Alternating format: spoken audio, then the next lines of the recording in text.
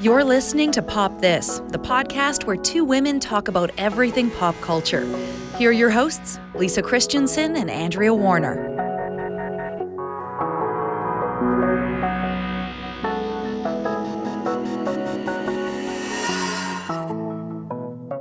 So how do you feel about sports? We never discussed. Well, no, we did some. We did some women in sports. We did some sports movies. Yes, we did. It's like, whatever. Sports are fun. I am very competitive and can get dragged into almost any sport if you put it on in front of television, on in front of me on television. Like, I can go from like just being utterly uninterested in golf to being like, how did he miss that putt? Like 2 seconds. Yeah. But that's just from a competition level, not from like a genuinely caring about sports level. Yeah, I only really care about sports for the other topics that go around it. The fashion of sports? Not even more the gossip of which basketball player has a Kardashian dated? Like that kind of married or had a child with or something. The hot goss of the sporting teams? That's all I really care about. Okay. I mean, I'm obviously one of those people that would just watch Drake run up and down the side of any court, so long as there's some drama. Mm-hmm. Sports is not enough drama for me, I guess is what I'm saying.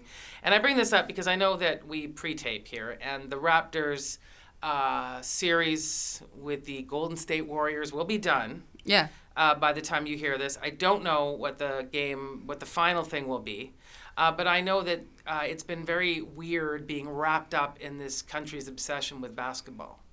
I mean, I prefer it to the country's obsession with hockey. Do you? Yeah. Do you? I'll say this year's Stanley Cup playoffs were more interesting to me because Andy Cohen of the Real Housewives is a resident of St. Louis, so he is a big fan of the St. Louis Blues. I thought you were going to say he was dating a St. Louis Blue, because then I'd be interested. He might. No, I bet he would. Maybe. I don't know if he knows all the players, but yeah, and he's a big fan of baseball, but he's been into the Stanley Cup because his team is there. And so I've been enjoying I like his dual role. As I am watching the sports over here. I am hosting watching a whole other competitive sporting event over here. The Real Housewives. The Real Housewives. And they're in reunion time. Okay. Do you know what that means? I mean, I have heard you talk about it, yes. I have not. Seasons are over. Yeah. Wrapped up. And now they've watched it. And they come together for a reunion. So, okay, tell me a little bit about, basically this is like, each of them has like their own camera person, I'm guessing, like throughout the series kind of. Mm-hmm. And so this is like after it's been edited together and after people have seen like the talking head segments and stuff and they don't know who's been backbiting who explicitly throughout. And so now they come together for this reunion show after they have watched all the episodes and seen the trash talking. As have we. Yeah. But like so they've all seen it and we've all seen it. Yeah. And now like, so the very first time that this happened, this reunion concept, did they know that a reunion show was coming? Like the very first time? Like the people who signed on? Or yeah. It's a good question. Was it like, can you imagine finding out in that moment that this is where all of the stuff that you thought you were just saying for the world to see. It's a good point. Like, and not suddenly you're accountable for all of this. You're accountable for all of it. Right, because there are some strange moments where they do things like whisper. Yeah. And I'm like, you're mic'd. Yeah. Like, I know that you don't have to have like a ton of intelligence to be a Real Housewife or anything, but a microphone is always on. And even if you shut that door in that bathroom, which is where you shut doors, we will hear it. Yeah. And whatever goes on in there, we will know. Yeah. And like sometimes I have some loud bathroom visits and I would not be comfortable with that. These are the kind of bathroom visits where you bring people in. Oh, and you're doing like cocaine or something? Or shouting at them or having sex with them or something. Okay. Yeah, that kind of bathroom stuff. I don't actually, bodily functions, I guess they have them. You're like, I mean, they seem like real women, but we don't know for sure. Like they must have them. They yes, could have had surgery on their colons. They could have. And this is highly possible. It's just a real... Mostly, a scalpel has touched most of all the other, or an injection or a peel has been applied to almost every other part. Like it's practically as if we're looking at their bones. I don't know what's real and what isn't anymore. Sure, yeah. You know, that said, we have good years and bad years, for the looks. Yeah. Yeah, and so also the reunion is fun because you see them like really dressed up. Yeah. So do you think like sports would be more appealing to you if the teams had like reunions where they had to like you just talk made my about eyes fall back into my head.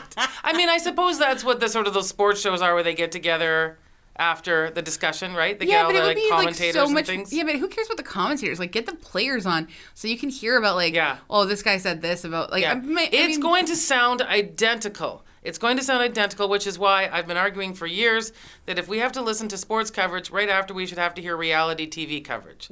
I think if you're going to tell me who won a game, I want to know what happened on The Bachelorette. I don't actually, but I'm less interested in sports than I am The Bachelorette. So like in put terms them together. Of a national conversation. It's a national conversation is who won the Monday Night Football and who got a rose. They are equivalent in my mind for entertainment value. Entertainment value. I mean, I do. That's all I'm saying. I will actually err on the sides of sports requiring a tremendous amount of physical work to get to which I don't care about the competition level of so sporting. You think it's easy to look like those housewives? Do you know how much work they put into that? They train at least as much as an athlete. Yeah. And then the athletes retire when they hit like mid-30s. And some of our housewives are still going. Lisa Rinna is still looking sharp, and she works out for a good several hours a day. I mean, like, I think that people can continue to work out. I think, like, for me, there is a difference between, like, a professional level athlete and, like, that kind of focus and dedication. I think it's like any job. Like, you are very good at it, and you have the people who are at the top of their fields and stuff. And there's, like, a lot of, like, a requirement to, like, be tremendously dedicated and focused. Like I could not, and I think about this for like my own writing, I could not focus the way that an athlete focuses on like their one thing. I couldn't focus like that on my writing. Like and I'm never gonna be like a top level professional writer in the same way that like a professional athlete is. Like that sort of singularity of vision is so specific. Yes. And it's not to like elevate athletes beyond like their station in life or anything, because that's not really my interest. Because contrary to popular belief, I don't care. But I will say like there's something about like, so very specifically you have devoted your life to being a basketball player or a hockey player or what have you, and this is like the thing you get paid to do. So you better be damn good at it, because you get paid a ton of money. But at the end of the day, they're only paid a ton of money because other people pay them a ton of money to go and see them do that thing. Oh, 100%. But that's right. Like there's not like an endless supply. And I think that there are a fairly endless supply of people who would like to be on The Bachelor or in The Real Housewives. Like, that's why these franchises can go on. But not all of them are great. And there's lots of people who want to be professional athletes. Lots and lots and lots and lots and lots of them. Agreed. Trying out all of the time. Agreed. Only make one season. We've had some housewives that have only lasted one season. I mean, I think a lot of the sort of stuff that goes into like making really good television like that is personality, but it's a lot of the producers behind the scenes and the editors. And are you telling me that you don't think athletes have huge teams behind them that help them to like not say something stupid, to decide which chair to be in, no, for sure, to how to do to what they're going to wear, to the they have those ESPYs. things. As you know, I watch the ESPYs every year. They have those things, but they also have to physically just be able to do the job. Sure, and I'm not saying I could be a professional athlete. I'm just saying I don't necessarily always value the fact that you can throw a ball through a hoop. I mean, if you say to me, oh, but there's a whole bunch of other really tall men jumping in front of him, okay, that is a level of difficulty for sure. I don't know how many times you've tried to sink a basket from the 3-point line. But I have also not tried to go to Vegas with 10 crazy women and shoot a TV show.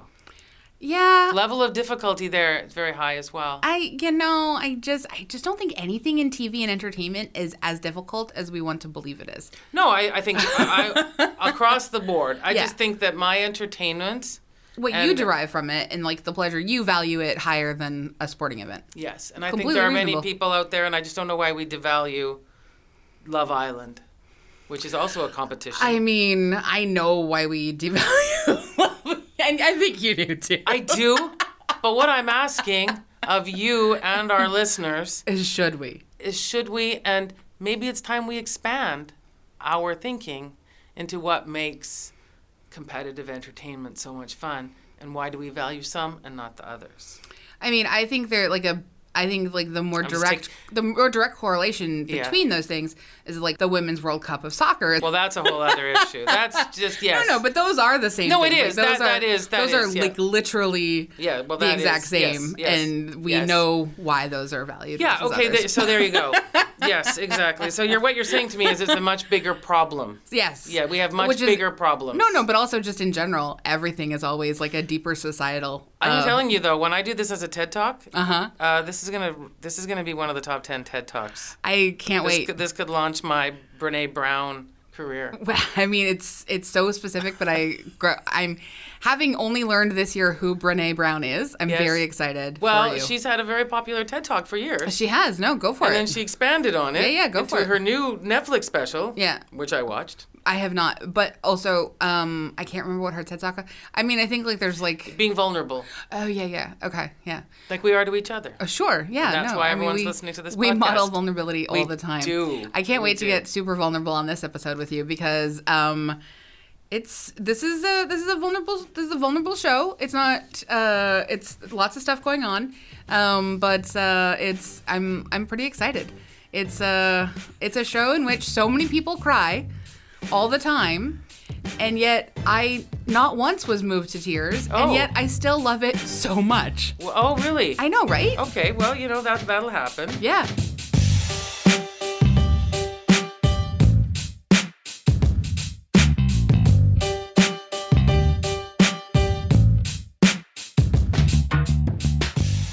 Should we introduce ourselves? Yes. I'm Lisa Christiansen. I'm Andrea Warner, and you're listening to Pop This. Yes, you are. Pop This. Pop This. And if you have noticed, we are on our summer schedule. Mm-hmm. We have done weekly for 3.5 years. This summer, we're being crazy and going bi-weekly. Bi-weekly, yeah. How exciting. But, you probably missed a few episodes, so you can fill in. You've got time to catch up. Go back to the beginning. Yeah. Those of you who have been with us from episode 1, you know what? I'm sorry. You'll have to just go revisit some of our classics. And miss us, because then we'll be back. Oh, actually, yeah. You know what? If you miss us, you'll like us better when we're back to weekly. Absence makes the heart grow fonder. Yeah. So July. Out of sight, out of mind. It's one of those problems. Yeah, anyway. But yeah, July and August, we're going every other week. Mm-hmm. And so that's why you are getting this episode of Dead to Me. Well after the show has ended. Well, yeah, I mean, it was all up there, but yeah. I mean, it's your summer schedule. You probably were putting aside some binging. Yeah. And this is the one. Yes. Or one of them. One of the ones. One of the ones. I don't know. Within this space of time, though, Netflix probably introduced to you 10 other series. There's so many. Though. I was just gonna I forgot that at the end of my recommendation at the end, I'll save it. But is another show that we love that's come back, and I'm excited about. Yeah, it. So. exactly. So yeah, Dead to Me though, I'm very excited about. Me too. Yes. I went through this all in the space of a couple days. I did same. Yeah. Yeah, I did exact same, and it was a bit of a rainy weekend. And I enjoyed that very much. We're gonna spoil this for people, sure right? are. I don't think we There's can get not away a lot from you can it. do. No. Yeah. Did you know? Oh, I guess we should. Let's first tell people about it. Yeah. Okay. But I do have a question as soon as we're done that. Yeah. I think this is fair to say. Many things we love in this: Christina Applegate, Linda Cardellini, James Marsden. That's not mostly me. for me. Murder mystery in a brilliant new genre called traumedy. I love traumedy Yes. as a genre. Dead to Me is an American dark comedy web television series created by Liz Feldman of Two Broke Girls, which premiered on May 3rd on Netflix. The series stars Christina Applegate and Linda Cardellini. Executive produced by Liz Feldman, Will Ferrell, Adam McKay, and Jessica Elbaum. And Netflix has already renewed the series for a second season. Yeah, I'm not so sure how I feel about that, but that's okay. I'm grateful for a second season. We need a second season for this, okay, I think, very much. All right. I don't know that we'll necessarily need a third or a fourth. Yeah, that's okay. That's fair. Yeah. So here's our synopsis. The new series revolves around Jen, Christina Applegate. And I think that's funny because I kept feeling that she was Jennifer Aniston in this. I kept seeing Jennifer Aniston. I kept hearing Jennifer Aniston. Interesting. And Didn't help that she was named Jen. Yeah. And Judy, Linda Cardellini, two women who meet at a grief support group and quickly form a deep bond. Jen is reeling from the sudden loss of her husband, Ted, who was killed in a hit-and-run accident. Judy is mourning her fiancé, Steve, who died of a heart attack. That could establish a compelling premise for a TV show, but Dead to Me hinges on a big secret that Judy is hiding, one that is revealed incrementally over the course of 10 episodes. Okay, so did you see the secret coming at the end of episode 1? No. Oh, I did. Did you really? Yeah. I've watched a lot of soap operas, Lisa. I will say there are 2 secrets in this, though. Yes, no, there for sure There are are many secrets. Yeah. I would say I guessed the fact that her husband or boyfriend wasn't dead. Oh, I knew that he probably wasn't dead, and Yeah. I also knew that she had probably killed. I did not think that one. So the one thing that I will say that I'm still a tiny bit unclear on, even after the show has ended, is like specifically, did she go to this grief support group looking for Jen in order to try and help her, or was she there legitimately for I wondered that grief too. that she's still going through after those five miscarriages? Yeah, and her relationship ending. And her relationship ending. I mean, can I just ask this question? Having not been to a grief support system or group, is that what do they suggest why you shouldn't be at a grief support, or is it any grief? I mean, I don't know. I've also, so as someone who should have attended a tremendous amount of therapy in my life, I have not yet, but I definitely will. Always good. I've been thinking about it for the last several years, and I just keep thinking, you know what, this is my year. If I'm going to have a horny 40, I should have a grief 40 as well. Okay. So yeah, like I have a few friends who've done like grief support circles, and I think you are invited to go for any kind of grief that is. Because there was definitely a scene at the beginning where everyone was very angry for being at, like, I mean, in some ways, I do kind of wonder that if, let's say, for example, okay, I'm really jumping ahead to the end here, okay? Sure. It's just, but we've already spoiled it. So what if Judy was at the support group for grief because she actually did kill someone in a car? It was an accident. Would that be all right? I mean, I think... Obviously not with the widow there. Probably not with the widow there. That's a problem. I mean, I think yes, but I think there would also be like those kinds of conversations around... just like, I don't think you can go and be like, so I killed a man, but I haven't told anyone. Right. Yeah. Like, I think you can't have those kinds of those kinds of disclosures, because with those there are certain processes, I guess, around like criminal disclosures in like different kinds of settings. Yeah. So I had a lot of questions about that grief support, same as you. Yeah. Like I think I feel like what we are supposed to get is that she did do this on purpose. She did to meet her at that group. That group because she wanted to like no. Yeah. But because she keeps talking about like, I'm helping her, I can help her, I can do this. But and it does seem like the kind. Yet at the same time, the way that Linda Cardellini plays it, it does seem as if it is a like she's kind of knocked sideways. Yes. By like the revelation about like like it's. But she doesn't strike me as the sort of person that would have been at a regular support group. Linda Cardellini? Yeah. Oh, she does strike me as someone who would go. Okay. Like for me, I think of her as someone doesn't really have any friends or people she talks to. That's the thing. Like I feel like she's and she's exactly like, if anything, actually, I didn't think Jen would be the kind of person who would go to a support group at all. Yeah. I saw Judy as someone who would go. Okay. Yeah. So let's see. We did binge. What made you binge? What made you keep coming back? Like, watch. They're half-hour episodes, weren't they? They're half-hour episodes, so it's kind of them. Easy to get through. Yeah. Also, I love Christina Applegate. I love Linda Cardellini. Yeah. They're two of my favorite. I mean, honestly, if you had thrown in like, I'm trying to think, oh God, there's like, I have like a top 10 favorite list of actresses, and they are definitely like sort of on it. Could have put Busy Phillips in here. Okay. Like it's like there's so many good people that could have been in this show, and I think like, because I knew that I felt like I knew the twist was coming.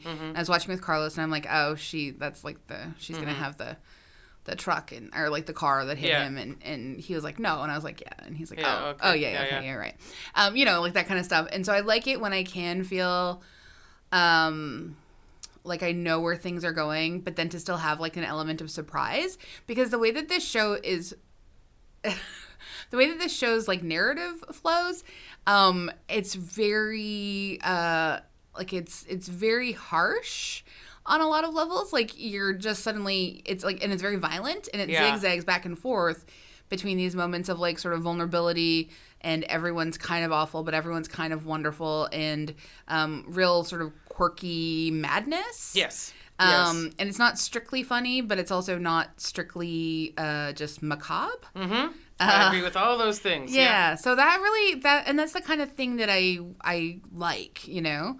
So it kept me compelled to keep going with the show, because I wanted to know like where, and I guess I kept waiting for the James Marsden character. Like I kept thinking that it was going to be revealed that he had caused the miscarriages through like abuse and violence. Yeah. Because the way that she flinches all the time when people are yelling at her, when people get mad, and she calls him on his stuff when he's being really awful, and then he says, "I'm sorry," and she says, "It's fine." And like the way that all the time. That was a really interesting quirk of hers. It's fine. It's fine. Well, that's the thing. It's like, I mean, it does feel like the pattern of someone who has who has abuse and has experienced abuse in their past. And so I just kept thinking that it was going to go extra dark. And weirdly enough, it didn't quite go dark enough for me. Like, that's my thing about it, as I kept waiting for it to go even darker. It was odd, because I found that is my sort of one kind of about it is Linda Cardellini's character is very like half drawn to me. Mm-hmm. Like you said, I don't know where she came from. How did she end up with James Marsden? Like, he's this, you know, kind of like, you know, a frat boy that's not even really grown up. Mm-hmm. You know, has a mother with a lot of money, that kind of, it's very boring, actually, very banal guy. Mm-hmm. Really dull. Oily and gross. Yeah, just very dull. Yeah. And the fact that she is bossed around by him is kind of boring. Right? It doesn't like. Well, that's why I kept thinking there was like an abuse dynamic. But there was nothing. Happening. It was nothing. Well, it didn't get shown to us. Well, that's what I'm. Like, but there wasn't anything to suggest he was anything other than. I mean, except for the end when he got very violent. Well, and so I thought that they were gonna maybe like. See, I figured that he was gonna die at the end, and what I thought would happen is that he would get violent, and then. Jen would have no choice but to shoot him and defend Judy, and like I thought that's where it was going to go. You really had that. What's the term for Chekhov's gun? Yeah, at the very beginning we knew that. We knew that. So well, that's the thing. And which I thought was a little bit. Anyway. That's the thing. Like some of the plotting points are like kind of obvious. Yeah, that one was. And Yeah, that one kind of bothered me. Yeah. And so like I guess, and I guess. So in terms of here's something. Yeah. Because you are, I'm not even as much of a true crime person as you are, but I like it. But you really like it. Yeah. So for you to put this into any sort of like murder mystery crime drama thing, it's a bit of a fail, hey?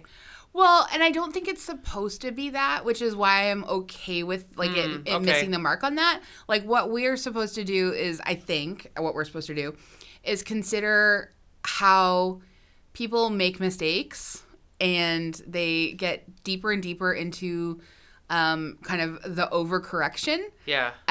And they continue to make very bad mistakes when they can't admit to doing something really heinous, you know? Like, yeah. And she let this boyfriend of hers who does, you know, who she is very connected to, who she had a lot of like a lot of emotional trauma with, like in terms of all of the miscarriages, she lets him sort of like talk her into not going to the police. Yeah. She's complicit in a lot of things. Mm-hmm.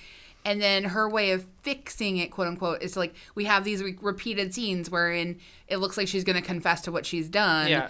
And because it continues to sort of not pay off and not pay off, not pay off, when she finally does come clean, a little bit of the air is sucked out of it. Because you just, not that they don't do a beautiful job with how they play it. Like I think her and Christina Applegate do an amazing job with how they play it.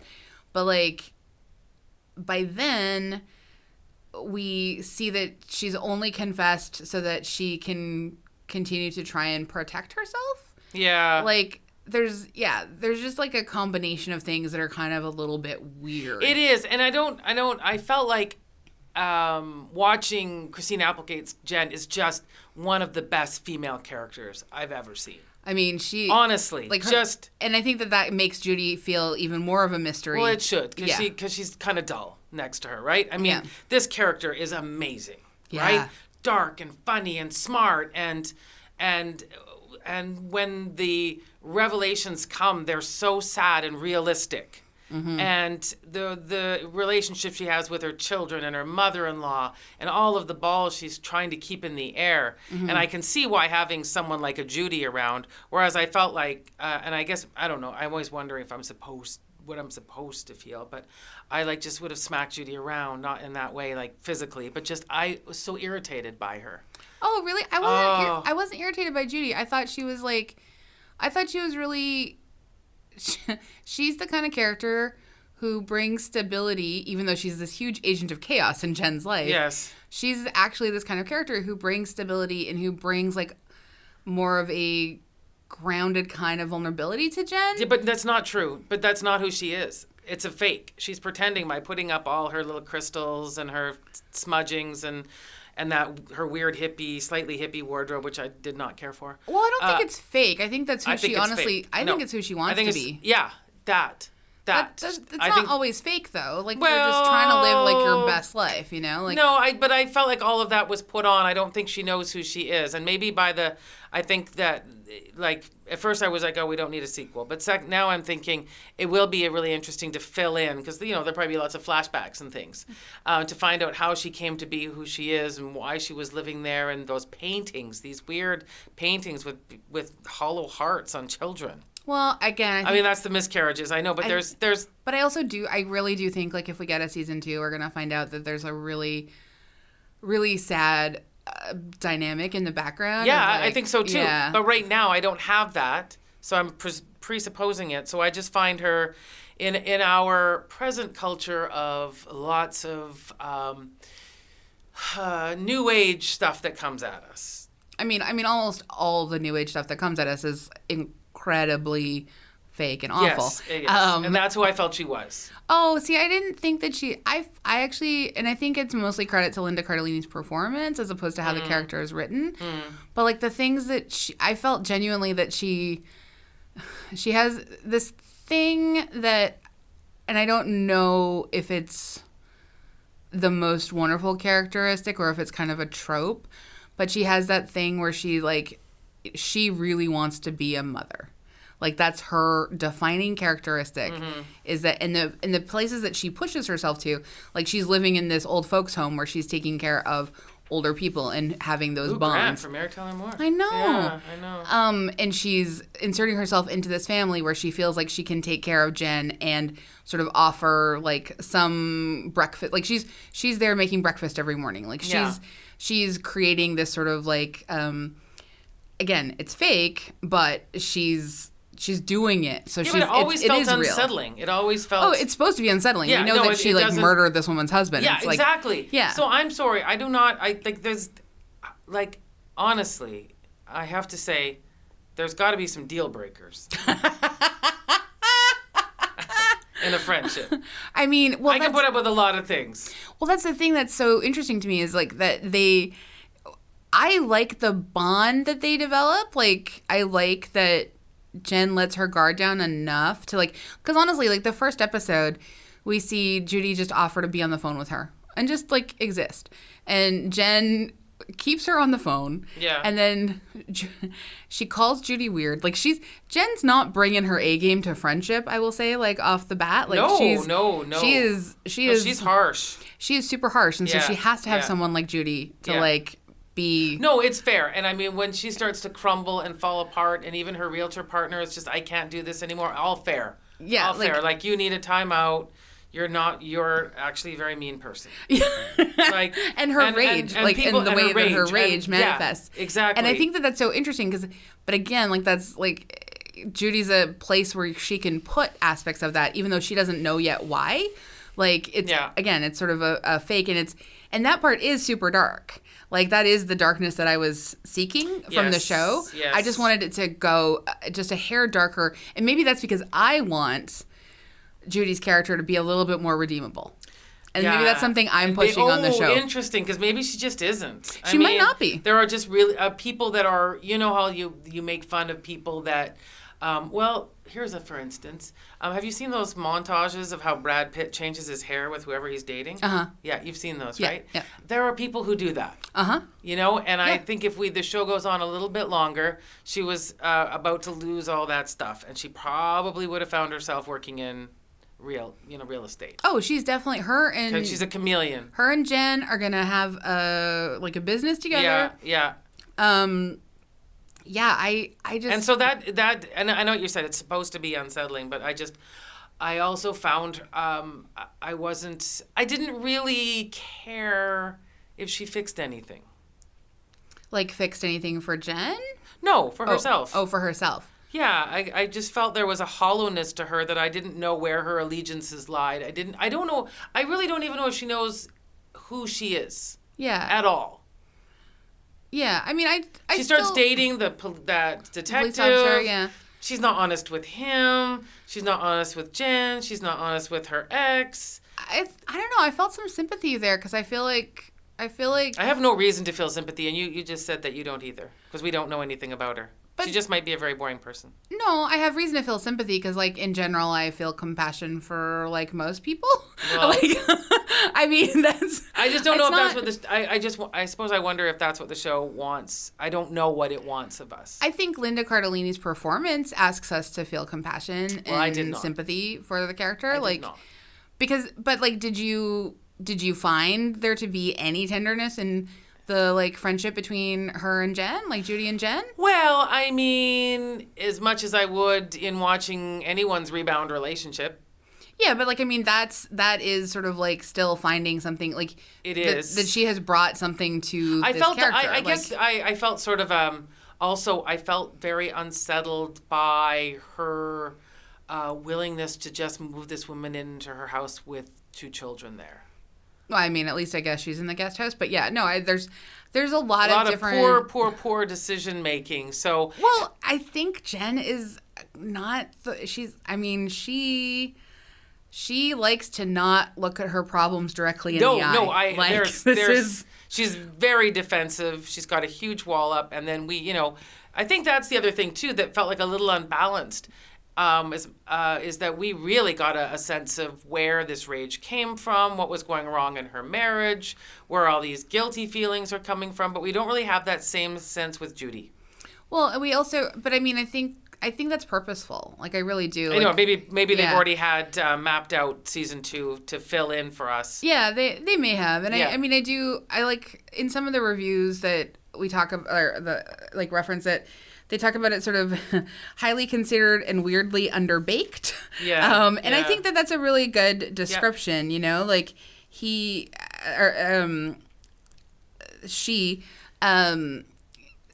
Liz Feldman, like, I mean, not to compare her shows, Two Broke Girls has a lot of neat ideas in the center of it and some excellent casting. Characters are not wildly, wonderfully developed. Yeah, the same sort of opposites attract friendship kind bowed of. off that show pretty early on because it also was just extremely weirdly racist sometimes and a bunch of other things. There's a lot of one-liners, which I'm not a big fan of. It was a real groaner often. Yeah. But I think she keeps that sort of structure of these like women who are very opposite from each other. Yeah. And like opposites attract and like coming together and like whether that can make a whole. And I think that at the heart of a lot of this show, if Dead to Me, is just like, can we ever be whole? Yeah. And, this is like literally from the paintings that Judy creates to, at the end, we see James Marsden floating in the pool with like 3 bullets, I think, in his chest or something. And we see like throughout the show, like, just Christina Applegate's, her character gets written so much better than Judy's.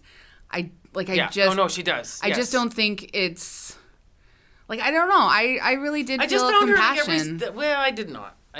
And I also felt like, and I don't know what I was supposed to feel, but that I know it was supposed to be sort of a sweet scene where they decide to disassemble their car to mail off to parts so they can't connect was that them. supposed to be sweet? I don't know. No, I don't think so. Well, you know what I mean, though? The way it played? Yeah. And it was, you crazy, let's have sex here on this car seat. They're just really bad for each other. They make terrible decisions together. And then this weird, like, red herring about you stole that rock from that place and that's why you've been cursed. Well, that's why I do believe that she believes in that. Like, I don't think her putting on this sort of, like... Well, I think she believes it because then it absolves her in a weird, bizarre way. 100%. Like, that anyone would think that a superstitious rock would absolve you of a hit and run. Well, let's face it. A lot of the wellness industry is about absolving oneself of their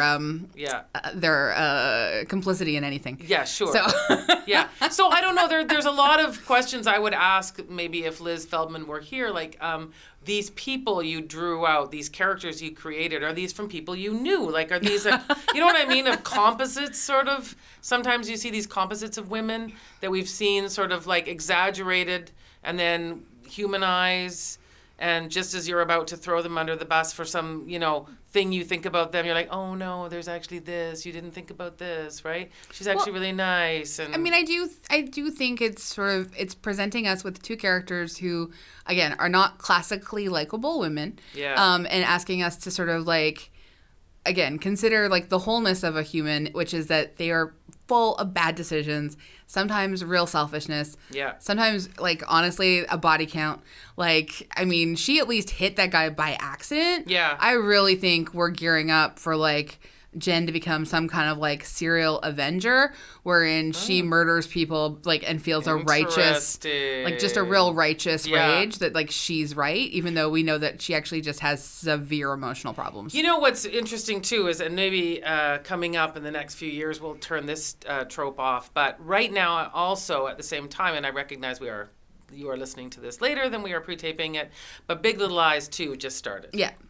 And for everyone remembering, Alexander Skarsgård was, fell and was pushed off and murdered. And now, second season, the big excitement is that Meryl Streep is there as the mother-in-law. Yeah.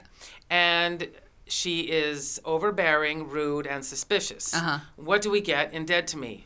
We get the mother who is also, I mean, honestly, it's a common thing wherein we see male characters who behave badly have weird relationships with their mothers. Yeah. It's not always fair because, again, very rarely are the fathers pictured. Yes. Because that's actually the bigger absence. Should be. It should be. Yes. But always, like, our conversations around serial killers is like, oh, they had screwed up relationships with their moms. Yeah, I know, exactly. And so I don't know if these shows are necessarily doing their best because they're actually, weirdly, giving us these super interesting, complex mothers, right? Yeah. Like that's what's so great about Christine Applegate's character. Yeah. Right? She is, the relationship she had with their older son is really sweet. Like working through these problems together, like you lost your dad and you're at an odd age and you're selling drugs at school and, like what's going on. And all of that is great. But it's almost as if Hollywood's telling us, but whatever you see here, it's going to get lost.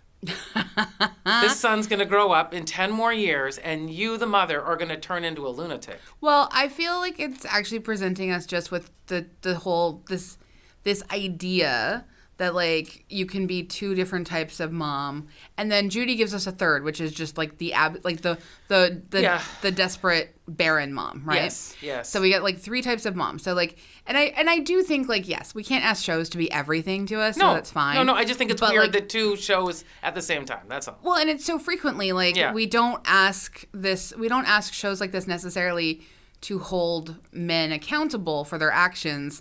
We sort of position them as being the grown-up man-children and these, like, entitled douche babies who are also just inherently violent, which is what James Marsden's character's mom is supposed to be too, right? Well, that's the thing. Always like, covering for him. And, like, just, like, never, like, letting him, sort of own up to any of his mistakes and, like, on and on and on. And so... But then you have the opposite, which is like Christina Applegate's character. Her husband had been the primary caregiver. Yeah. And that is, I think, a really interesting thing. Like, she's learning how to be a solo parent as well as the primary parent in this situation. And so it's actually giving us a really nuanced thing. I don't think it's setting us up to be like, I think it's setting us up to be like, oh, you're actually going to have a chance to get it right. Oh, no, I agree. Because you're not like babying this child. I absolutely You're like holding agree them accountable, but you are being... Yeah. I would just say, though, that maybe we could take a step back from this sort of ageist idea that we have to keep presenting these mother-in-laws when they come into these shows, that they're these diabolical lunatics that are trying to ruin their daughter-in-law's lives. It's, I mean, it's, again, like an age-old thing of like, okay, well, we're going to have multiple female characters. They must be at odds. Yeah, exactly. I mean, what next? I would just like to present the idea that we could have this mother-in-law who comes in to help this daughter-in-law and say, oh my gosh, like you just told me, oh my God, my son turned his back on you because you got a mastectomy? That is heartbreaking. How can I help you? Yeah. We could have done that too. Yeah. I mean, they do have a more complicated relationship in that she worked for her and then left her. Like but that could be on its own. You didn't even need the rest of it. No, I know. But I appreciate that we get that from that relationship. Like, it's super interesting. And that's what the part, I guess, that irritates me, because I love that mother-in-law's character. I love the way she talks about houses. I love how hard she works. I love that she's still hustling. I love that everyone's afraid of her because she's so good at her job. Also, I love that. And I mean, I do very much enjoy, especially when we do see these characters who are... The implication is that their bad parenting has absolved their sons of any accountability. Yeah. We see that there's an aspect in this relationship that might be true because she is such a narcissist. Yes. And she is just professionally making everything about her to the biggest extent that it can. So, I mean, I appreciate that. So it's kind of a dull character in that way because... Well, but why does she get a more evolved character than Judy? Fair. Like, this is wild to me. Yes, like, exactly. No, agreed. And I mean, I know she's a great kind of evil stepmother kind of role or something like that to her, like, right? Are you rooting for someone in this show, or is there anyone to root for? Isn't that? I mean, I'm rooting for her little boy that he'll just take off in this new choir.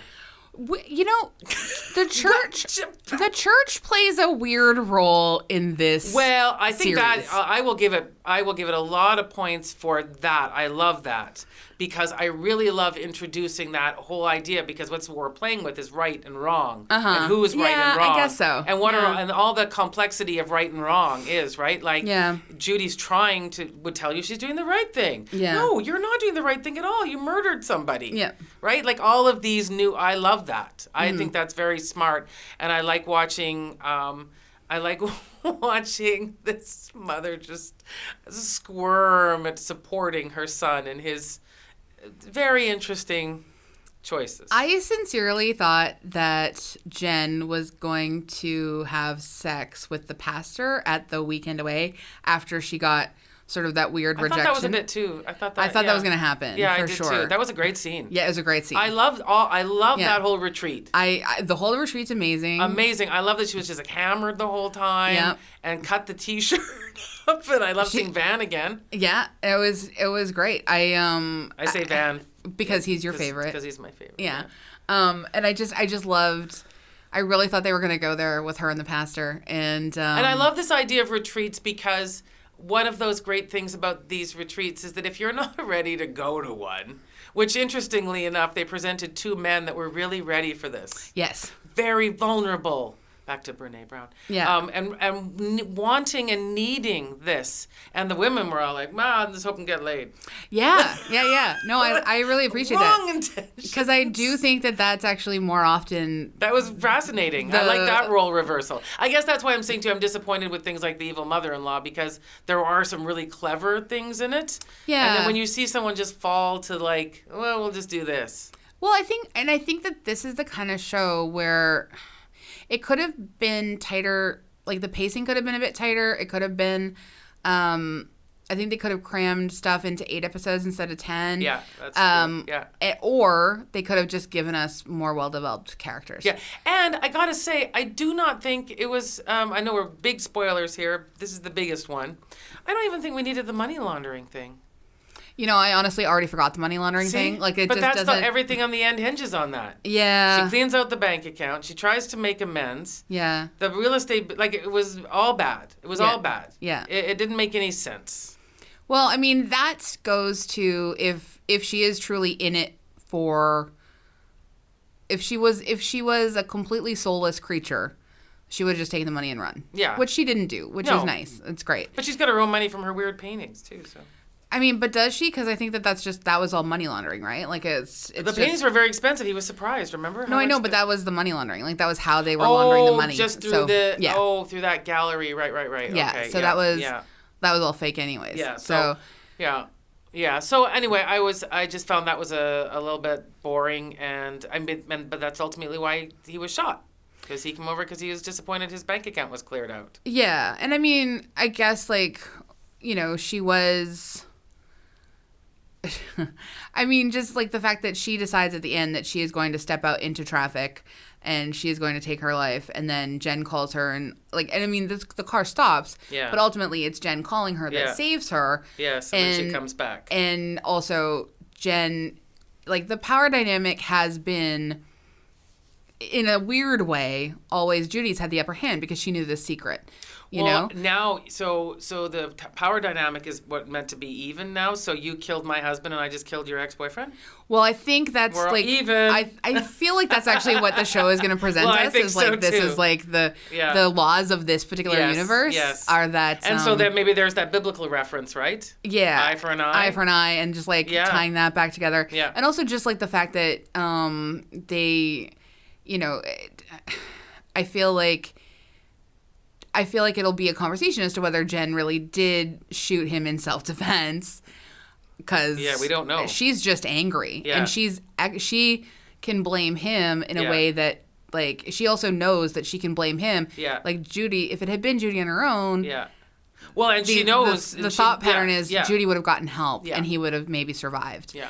And that. But we see the cop knows, though, because when she goes in to get those boxes out, she finds that grease on the ground. Yeah. The cop knows, and I think and obviously her ex-boyfriend cop knows as well. Like, everyone knows, but they're all just going to cover, like, now Judy and Jen are in a position where they're covering for each other. Yeah. And, like, it's a more sort of, like, symbiotic, but in a really toxic way. Sort of relationship that it's super codependent. Yeah. And really bad codependency. Yeah. I would, though, as we are wrapping up, I will still say it pops. Oh, it 100% pops. Yeah. Like, this is a lot of the, like, reviews of it, like, sort of are a little bit like, it's good, but it's not this. Yeah. Or it's interesting, but it's not fair. And then maybe they can refine, if they have the season 2, you know, to kind of, because I feel like people's thoughts on it are very consistent. You know what I mean? Like what you're saying. Like, I feel like everyone I know who's watched it has been like, this was really good. Yeah. It's not like the same level of, like, rapturous. No. No, it kept me entertained, and I kept watching all 10. I didn't give up, and I wanted to stay with it. And it wasn't like a Big Little Lies. No. That sort of, like, every episode of Big Little Lies felt perfect. Yeah, and yes, exactly. And this you wanted to rewatch. Yeah, and this doesn't quite have that same thing, but I still love it so much. No, I did too. And I liked the world they created, and it felt. I really liked being in it and like kind of like, you know, wallowing around in it. So, but it was kind of like emotionally not engaging because this. I mean, there are some incredible performances and some gut wrenching scenes that are really. They should be so much harder to watch than they are, and I didn't at any point cry, which is usually like a compassion. Yes, exactly. Like usually I am triggered on a compassionate level to like weep along with a character at some point, you know? So I don't know if it was like the music cues didn't work for me or if it was just the tone switching so often from that's fair. Like weird dark comedy to like big emotional soap opera. Like it's, you know, it just flips back and forth so frequently. And also my hatred of James Marsden. Yeah, and no, I'm not saying. I mean, this is very typical for a James Marsden role, right? Uh-huh. The guy that you can't really trust. He's just handsome and vapid, and actually corrupt in this. Yeah, like that's the thing. Like his last minute turn, one of the reviews says it seems like he's in a different show because he was just kind of more ineffectual and dull up to that point. Yeah. And I agree with that. Like yes, I do too. He for me is always the weakest link, as it were. He gets cast that way. He gets cast as he is suited to perform. I don't think he's capable of more than sort of. Okay, again, there will be a movie. Somebody will finally, now that we have all our streaming services. He's been working for 25 years. No, that's what I was saying. But he will get that role. Oh, you think Hollywood hasn't created the perfect thing for him yet? That's what I'm thinking. Yeah, he takes one. Why do you believe in him so much? Why do I believe in James Marsden? Because I think for a long time I actually had a sort of sympathy for him because he kept showing up in The Notebook, right? He was the guy that was sorry. You're not Ryan Gosling? You're not Ryan Gosling, dumped. I mean, I feel like that's his role in life. Yeah, and then secondly, the second time I saw him in that same sort of role, it was in X-Men, right? Uh-huh. And Jean dumps him for Wolverine. Yeah. Again, understandable. 100%. 100%, right? And then I watched him in one of the reboots of Superman. Uh-huh. And, of course, he gets dumped for Superman. Sure. I mean, he's Superman. So he is the star of 27 Dresses in... and then, he just seems to always be in that sort of role. Whereas I think he has a really good sense of humor because he was also Liz Lemon's really loser boyfriend in 30 Rock. Yeah. And that was funny to me that he would play that part because he's classically, you got to say he's got a handsome face. Sure. I mean, you're not going to say he's ugly or something. His jaw knows a glass line or two. He was a Versace model or something. Yeah. So he's a handsome man. But the fact that he keeps taking these parts, there was another one he took in Modern Family. I know. Where he was just like some homeless person that was living in their daughter's playhouse. Okay. But they were all seduced thinking he was a guru of some sort. Oh. But he was not. Okay. He was not a guru. He was just a drifter. Just a drifter. A confidence-tricking drifter. Sure. But everyone fell for him because he has a handsome smile. Sure, yeah. So I think he knows the parts to play like that because people hate him like you do. Well, I don't hate him. I just don't care about him. Well, and the only time that I have seen him in something that I think really works is, I was saying, Westward. Yeah, because he's playing a robot. He's playing a robot. It's perfect. Because that's how handsome he is. But that's the thing. Like, of course he's perfect in that. Like, I did read, and I think this is fair, that he's just, he could almost be part of the Chris's. But he's not. He's not a Chris. Yeah. And as far as I'm concerned, Chris Pratt's been kicked out. Oh, Chris Pratt's done. Out. Yeah, he's out of the Chris's. So you could move him in, but it's not right. He's older, and he's a James, and he has dark hair. Yeah. So. I mean, yeah, he just, like, I think of him as sort of, so I'm not the biggest Channing Tatum fan. Either. But he's genuinely funny. He is and funny. I really like what he did with Magic Mike, and that's a gift to the world. And the 22 Jump Streets. Yeah, they're so funny. They're funny. But his gift to the world being Magic Mike is what a beautiful legacy. You see, and James Marsden hasn't given us anything. Channing Tatum got to be in a Coen Brothers movie and a Steven Soderbergh movie, right? So he gets to be in these sort of arty things. Sure. James Marsden just hasn't had that opportunity yet. But do you think, for sure he hasn't had that opportunity, or are you just imagining he hasn't? Well, if he has, I don't think I've seen that movie. Have you? I mean, no, but again, I do not look for him. Well, I don't necessarily look for him. He's just in every single thing. It's like when you all of a sudden look up his IMDb and you're like, there were 78 movies there. You know what I will shows. say about James Marsden? I like him better than Matthew McConaughey. Oh, interesting. See, I don't know if I would have thought. I don't know. Matthew McConaughey had a much quirkier character until he won that Oscar, and then everyone was like, "Whoa, that's different."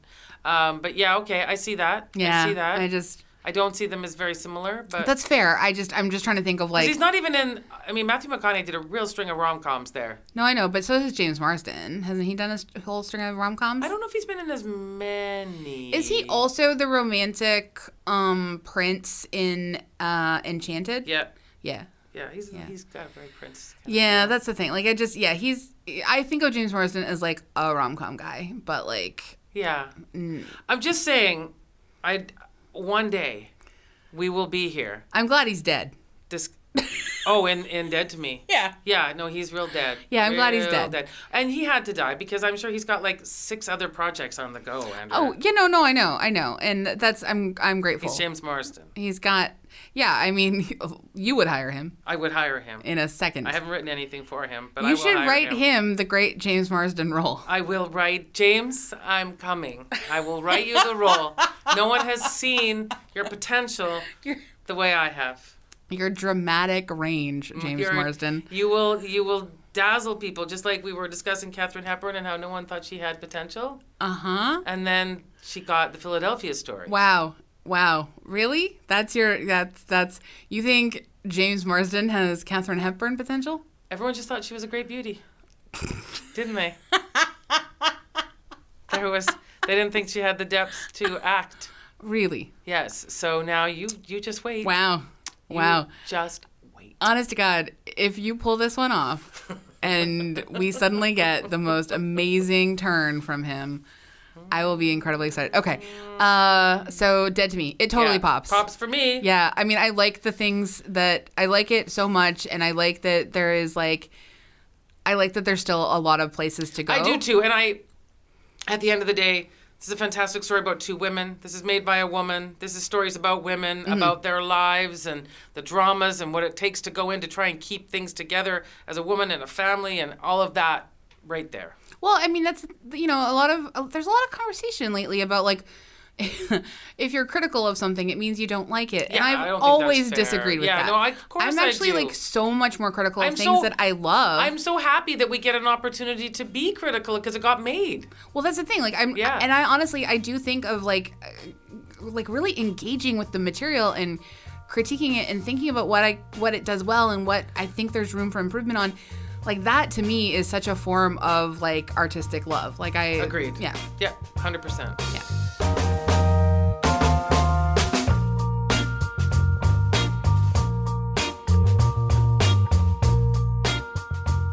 Do you love to also recommend stuff? Do you have something? Yes, so I just started reading a book that was lent to me. It's called Daisy Jones and the Six. Oh, yeah. Yes, so this is a fake singer, written in this kind of chapter of like interviews with different members.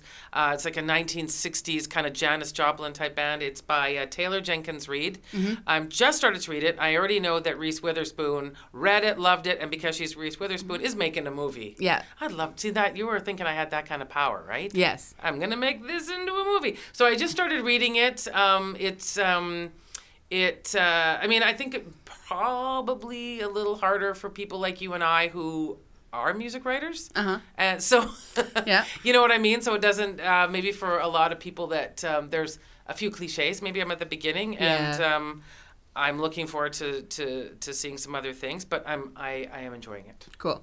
Very cool.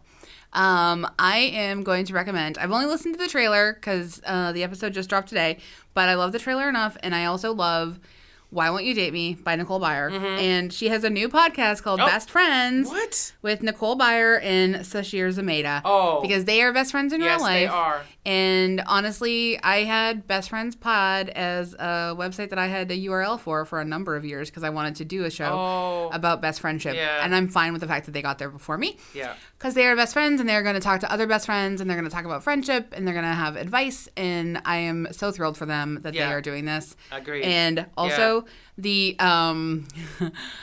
branding for their episode is that they like took the sort of Friends stylized with like umbrellas and the lettering and stuff, and they've used that as their visuals for their podcast. It's great. I'm looking forward to that. Yeah, so I'm really. I only have 9,000 podcasts I'm in love with besides I know, ours. but I did see a good joke one. tweet which made me laugh very hard. This guy said, when I see people I haven't seen for years, instead of saying, "What have you been up to?" I say, "I love your podcast and I haven't been wrong yet."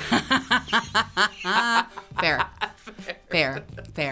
Well, thanks for listening to our podcast. Yes, very much. You can hang out with us on our social medias, Instagram, Facebook, and Twitter. You could rate and review us on iTunes. 5 stars. And Stitcher. You can rate and review us there too. You can also stream us on Spotify if you Woohoo! want. I know, such a good time. Yeah. Over to you. Over to me. We recorded at the Vancouver Public Library. Our producer is Andrea Gin. Thanks for being here. I guess we'll see you in a couple of weeks. In a couple weeks. Thank you.